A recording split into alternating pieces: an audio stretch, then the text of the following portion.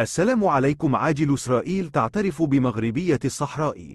مرحيا بكم في قناة متخصصة في نقل أخبار على مدار الساعة. ذكر بلاغ للديوان الملكي اليوم الاثنين أن الملك محمد السادس توصل برسالة من الوزير الأول لدولة إسرائيل بنيامين نتنياهو.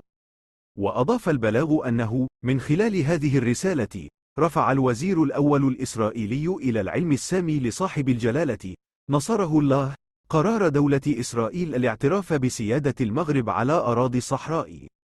وفي هذا الصدد يزيد الديوان الملكي أكد الوزير الأول الإسرائيلي أن موقف بلاده هذا سيتجسد في كافة أعمال ووثائق الحكومة الإسرائيلية ذات الصلة.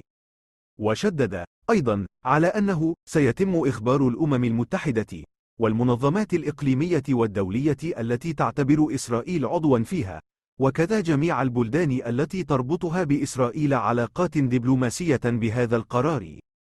وفي رسالته إلى الملك محمد السادس أفاد الوزير الأول الإسرائيلي بأن إسرائيل تدرس إيجابيا فتح قنصلية لها بمدينة الداخلة، وذلك في إطار تكريس قرار الدولة هذا.